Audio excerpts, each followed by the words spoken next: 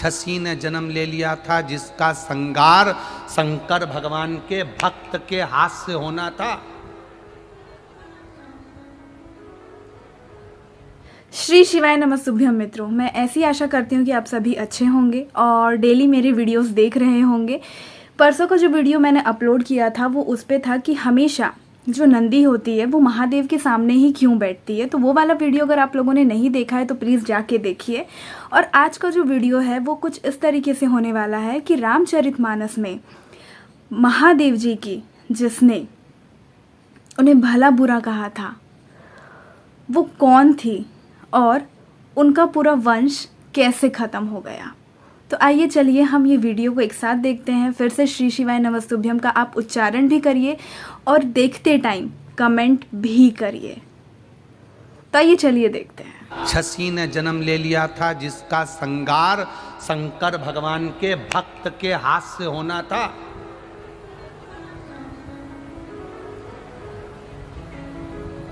कौन थी वो जिसका पूरा वंश मिट गया? शंकर की केवल निंदा सुनी थी और निंदा करी थी।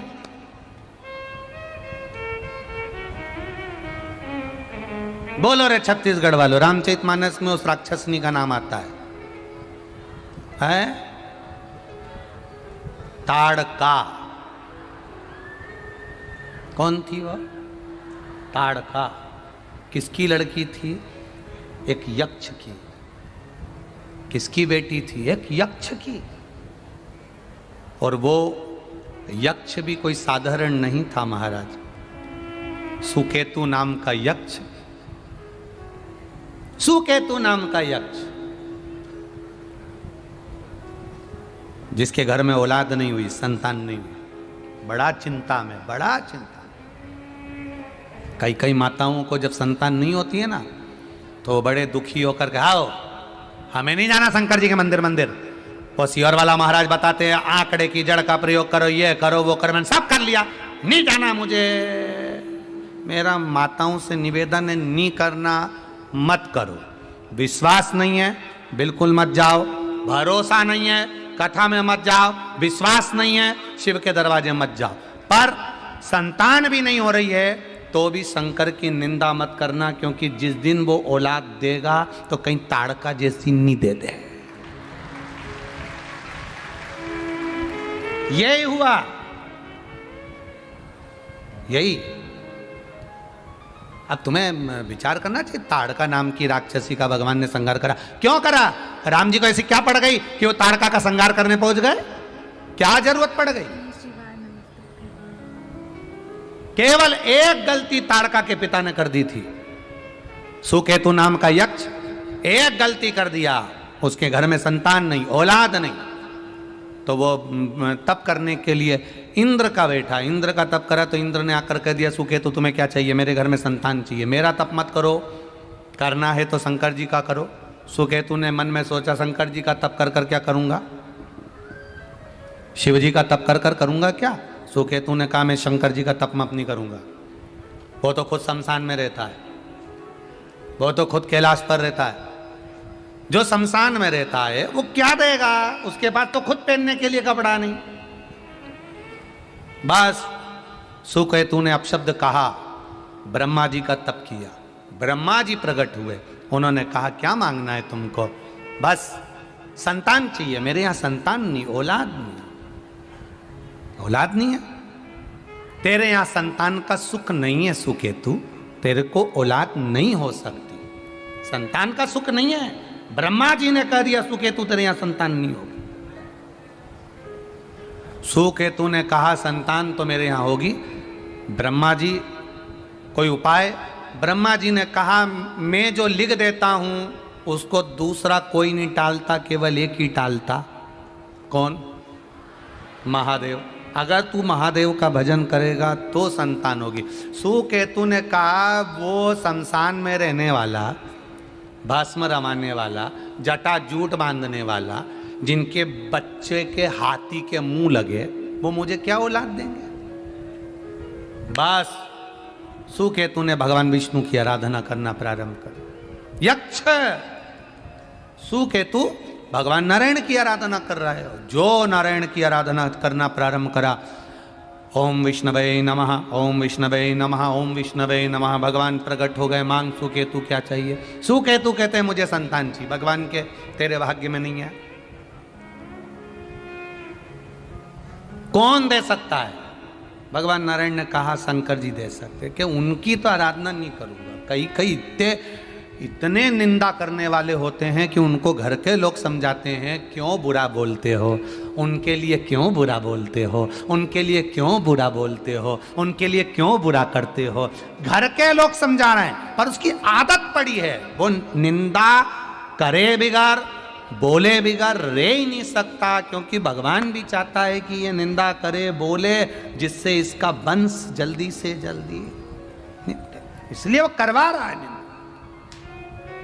अब सुकेतु तो यक्ष है, इतना बड़ा यक्ष के पद पर बैठा हुआ, चाहता तो भजन करता शिव जी का। जब ब्रह्मा जी बोल रहे हैं शंकर का भजन करो, जब भगवान विष्णु बोल रहे हैं शिव जी का भजन करो, इंद्र बोल रहे हैं शिव जी का भजन करो, तो भी नहीं कर रहा। तो अब तेरी मर्जी। फिर बैठ गया तप करने के लिए। देव ऋषि नारद प्रकट हो गए। नारद जी ने कहा, सुकेतु क्या मांग रहे हो? संतान। सुकेतु संतान चाहिए? हाँ, तो ब्रह्मा जी से मांगो ना। इतने में सुकेतु प्रसन्न हो गया। वाह महाराज, आप ही मिले हो केवल अकेले, जिसने ब्रह्मा जी का नाम लिया है। नहीं तो यहां जितने भी मिलते हैं ना, वो बोल बम का नारा है। केवल आप ही मिले हो। निंदा करने वाले को, जिसकी वो निंदा कर रहा है, उसकी निंदा करने वाला एक और मिल जाए तो इतने खुश हो जाते हैं कि अब तो हमने पूरा युद्ध का मैदान जीत लिया। अब दो निंदा करने वाले हो गए। पर इसको नहीं मालूम कि नारद है उसका नाम, नारद। सहज नहीं है वो। अरे देव ऋषि नारद कह रहे हैं, सुकेतु तुम एक काम करो, तुम्हें अगर मांगना है तो ब्रह्मा जी के पास जाओ, ब्रह्मदेव के पास। हाँ, तो ब्रह्मा जी तो कह रहे थे कि मैं संतान नहीं दे सकता क्योंकि तेरे भाग्य में नहीं है। अरे ब्रह्मा जी दुनिया की लीला लिख सकते हैं। जितने मुख किसी के नहीं, उतने मुख तो ब्रह्मा के। सब कर सकते। जाओ वापिस ब्रह्मा जी के पास।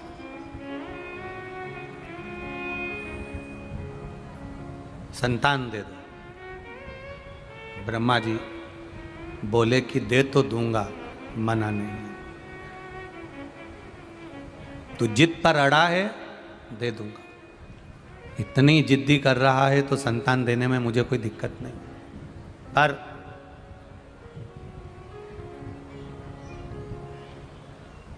कैसी संतान चाहिए तुझे, बोल। अरे मुझे चाहे बेटा हो, मुझे चाहे बेटी हो, सुंदर हो, अति सुंदर, बहुत सुंदर।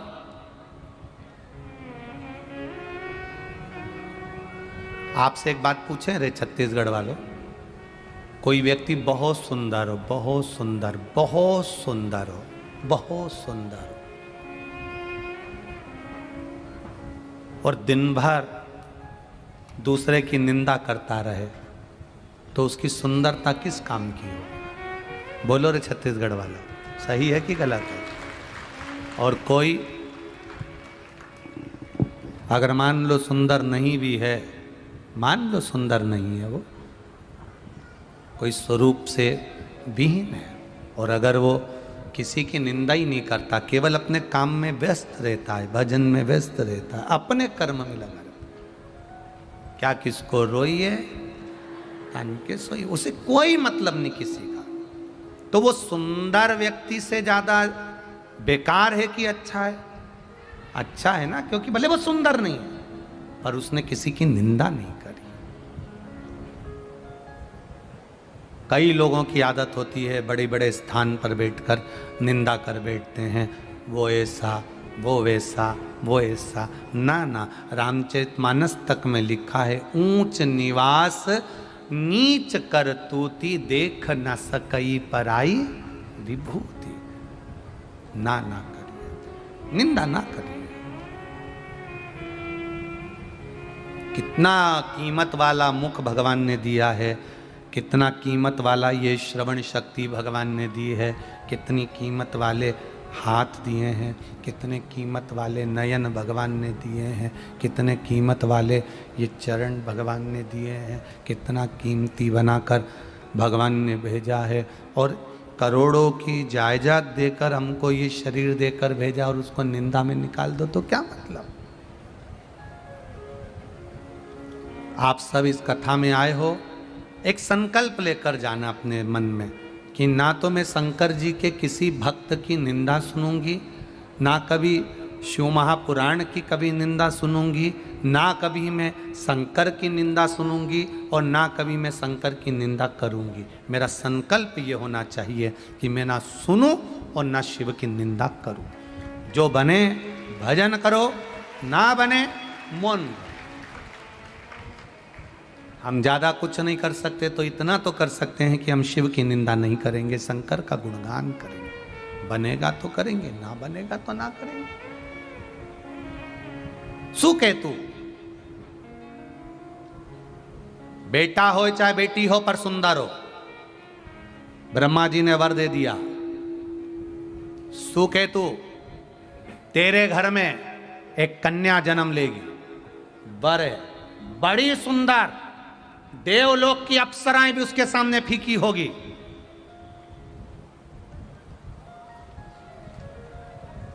इतनी सुंदर थी वो ताड़का,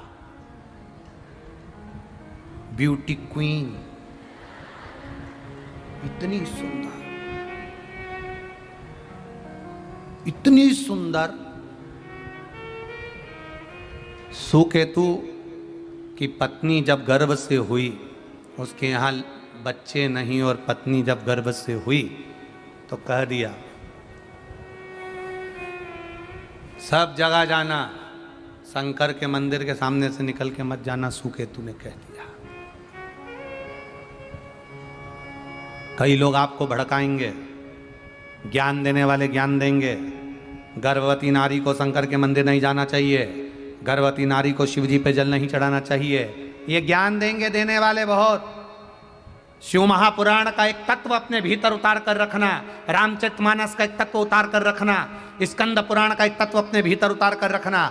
सुकेतु ने अपनी पत्नी से कहा था शंकर के शिवालय के सामने से भी निकल कर मत जाना। जब पत्नी शिव के शिवालय के सामने से जाती थी तो मुंह को टेढ़ा कर कर चली जाती थी, अपशब्द बोलती हुई, निंदा करती हुई, आड़ा टेढ़ा बोलती हुई चली जाती थी। शिव महापुराण की कथा तो यहाँ तक कहती है कि शंकर के मंदिर भी नहीं जा सकते, शिव के मंदिर का शिखर का दर्शन कर लो तो सर्व पाप नाशनम, सब पाप नष्ट हो जाते हैं। यहाँ तक शिव पुराण कहती है यदि शंकर के मंदिर में अंदर प्रवेश नहीं कर सकते, बाहर से निकल कर ही चले जाओगे तो उसमें भी आपको भगवान के दर्शन का ही फल मिल जाता है। पर सुकेतु ने उल्टा कर दिया। श्री शिवाय नमस्तुभ्यम मित्रों, आई होप आप लोग मेरे साथ वीडियो बिल्कुल अच्छे से देख रहे थे। और ये हमने जाना आज कि रामचरितमानस में भगवान शिव जी की किसने उन्हें भला बुरा कहा था, किसने उनकी आलोचना की थी। और ऐसे ही वीडियोस देखने के लिए चैनल को लाइक एंड सब्सक्राइब करना ना भूलें। और हाँ, कमेंट में श्री शिवाय नमस्तुभ्यम ज़रूर लिखें।